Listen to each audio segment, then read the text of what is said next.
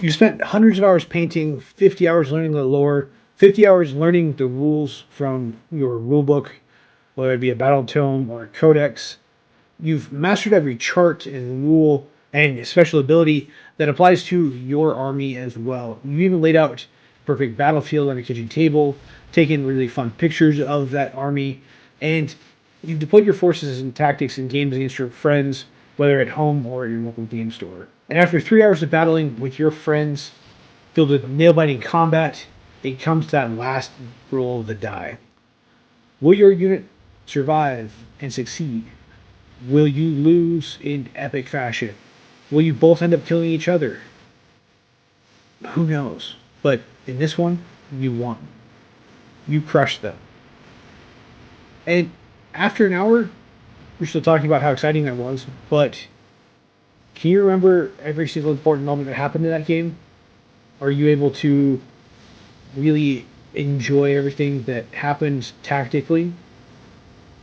Sometimes those battles can feel very hollow, and it's just another mathematically correct outcome that comes in your favor, but evaporates from your memory as soon as your models are packed up and put away. If this sounds familiar, you may be missing something extremely important in your gameplay, and that is the narrative.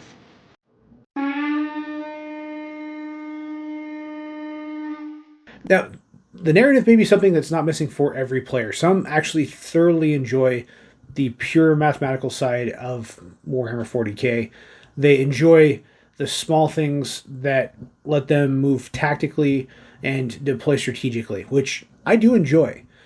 But for many people, especially in playgroups and local game stores, they want just a little bit more out of their gameplay. Something that they won't forget. And a lot of times that comes from the D&D side of roleplay games. That narrative is something that you can attach to. Having characters that have names, accomplishing missions that they've been striving for, and becoming something else is a huge part of the enjoyment of roleplay games. It's something as an author I enjoy a lot, and I'm a little biased, as you guys know. I've written books, I've written a couple of short stories that you can get on our Patreon as well, but this narrative feel is something that a lot of us strive for when we're doing roleplay games. Some of us may do it at a small level where you get excited about certain things and talk about how things would have happened if your miniatures weren't just static facing each other. Especially in an epic melee combat where a world eater's fighting, say, a blade guard, and what that fight would look like as one rages and strikes hard while the other one dances around him strategically. It's something that we enjoy and do intuitively to a small degree, but without having those imaginative points in your gameplay, your games can feel a little bit hollow and often get forgotten just a couple hours after you've played them. You'll remember some big points, you'll remember some big strategies you pulled off maybe, but because you're not attached narratively, it doesn't fully feel complete. You don't feel whole with the game. And like I said, this may not be true for everyone, but it's true for a lot of players that I've met and talked to. Because of that, I wanted to talk about this as a video as well. How do we overcome this problem of the forgettable fight? How do we deal with creating these active stories in a situation where the roll of the dice can change all of it? Well, we're going to talk about that here in just a second after a word from our sponsor, vidIQ. vidIQ actually helped me come up with this idea, as well as the script, the outline, the description, and the thumbnail for all of it. You guys may not have noticed lately, but I've been working on leveling up my YouTube channel to a whole new level, and because of that, the tool I've been using to do that has reached out to me and actually wants to affiliate with me, which is wonderful. And that is vidIQ. vidIQ is a software that specializes in leveling up your YouTube channel. It's been a long YouTube journey for me, and I'm not here because I want to blow up and become YouTube famous. That's not what I want. I'm here because I like to share my passion for Warhammer 40k lore and talk about the things I can't really talk about with my friends. A lot of my friends who play Warhammer 40k are a lot more casual than I am when it comes to lore, and being able to do these deep dives and talk about lore accurate armies and things like that isn't something I can do in my daily life. So I'm here. And because of that, I wanted to find all of you guys that are the same way. And that's what drove me to vidIQ. vidIQ is an amazing tool that gives you access to thumbnail idea generators, script outline generators, which we're actually using for this current video. It also helps you with a lot of the back-end stuff, things like tags and keywords and making sure your descriptions are accurate and detailed. All these little things are little minor tricks that help me find more of you. In the last few months since I've started doing this, I've had multiple videos reach over 5,000 people, which beforehand, if you go look, even a year ago, I was reaching maybe 100 if it was a good video.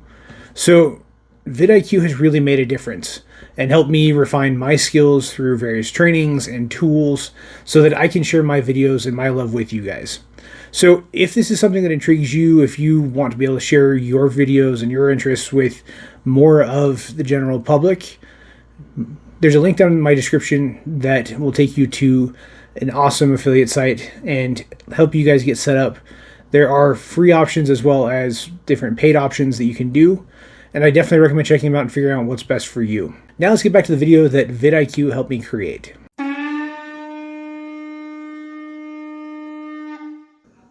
So with Warhammer 40k, we often see the competitive side of Warhammer consuming media being talked about when it comes to rules aspects and things like that. But the real reason Warhammer was even created was the narrative roleplay. They never really intended it to be a highly competitive, active, moving rule set that had to be monitored constantly because any tweak to the rules could give somebody else an advantage in a tournament.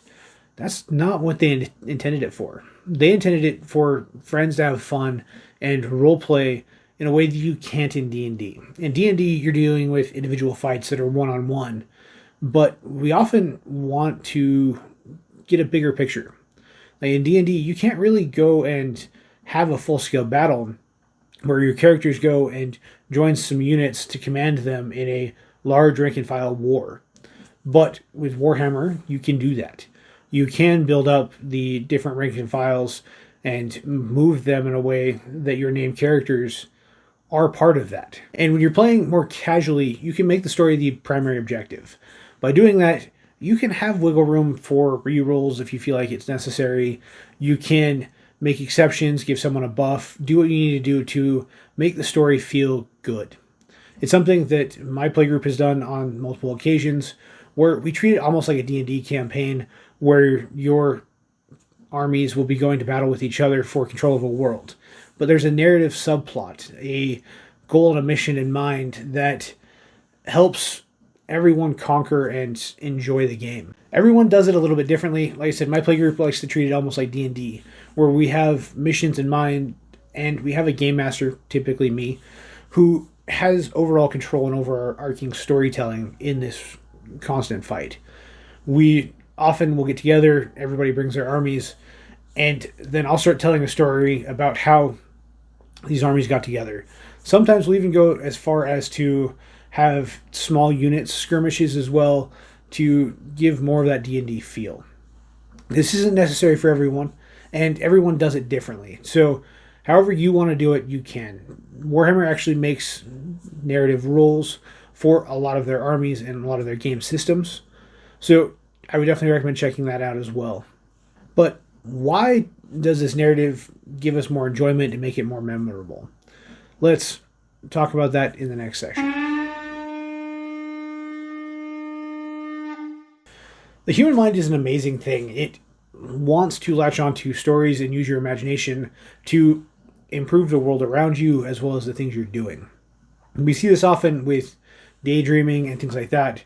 But if you can engage it narratively to create and to grow, it actually helps your ability to think and to interpret the world around you. Which is why I've actually become a big fan of the use of things like D&D for kids and for adults. Obviously, you don't want the bard sleeping with the dragon in the kid version, but you can still have that narrative roleplay. A couple of libraries around me have after-school programs where they do that, and I believe there's even a couple of schools that have them inside their buildings as well. And it's something I really like. It's something that me and my friends did growing up, but the days of kids running around with sticks outside and sword fighting and imagining is kind of dead.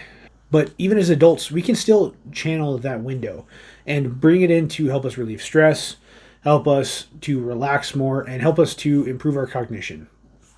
So there's a lot of benefits to actually playing these narrative games as well. It lets us relax and enjoy stories more. It's very similar to what we do when we're playing a more narrative video game. Compared to something like Fortnite, where you may not have as much of a narrative connection to it, it's pure strategy. Games like the narrative campaigns in Space Marine 2 actually trigger certain parts of your brain that help you relax and enjoy and imagine more. It's actually the same facet I use as a writer that I thoroughly enjoy, and the reason I started writing in the first place. So I'd recommend taking some time and trying a narrative battle, or even just making your games more narrative in the roleplay sense, and see what happens. I think you guys would really like it. And if you've enjoyed this video so far, make sure you check out our Patreon. We've got a lot of other really cool videos that I think you guys might enjoy.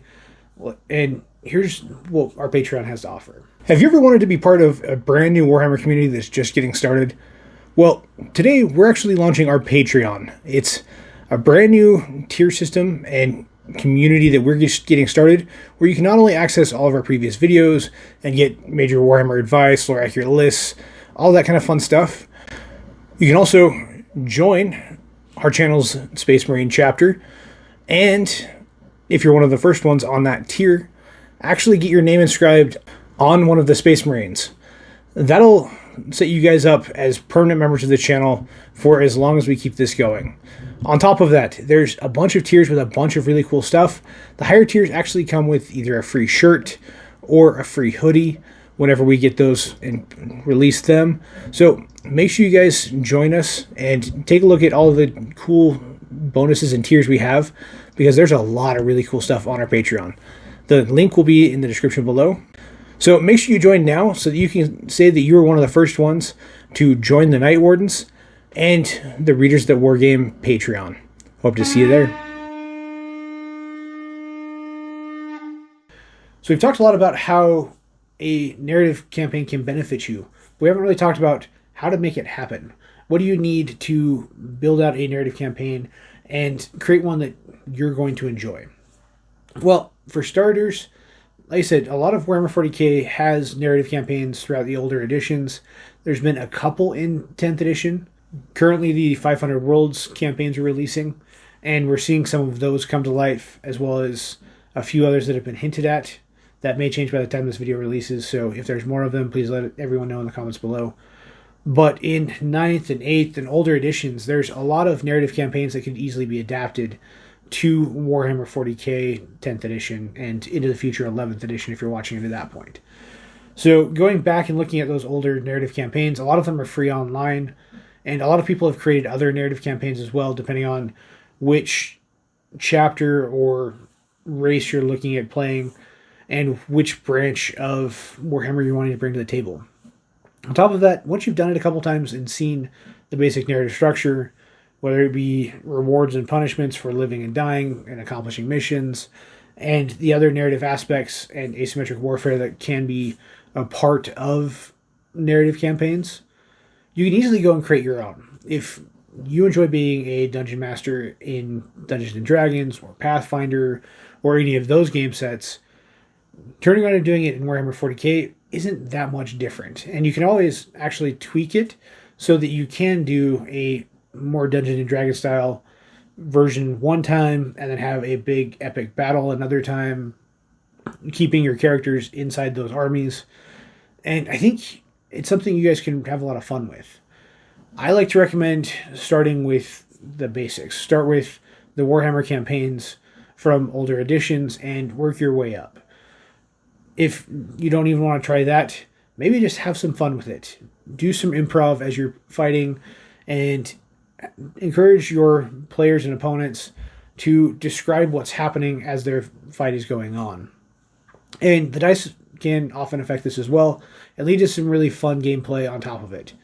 If you're talking about how a single lone Infernus Marine is somehow still alive while fighting Angron after 3 rounds and has done not insignificant damage to him, that character may need a name now.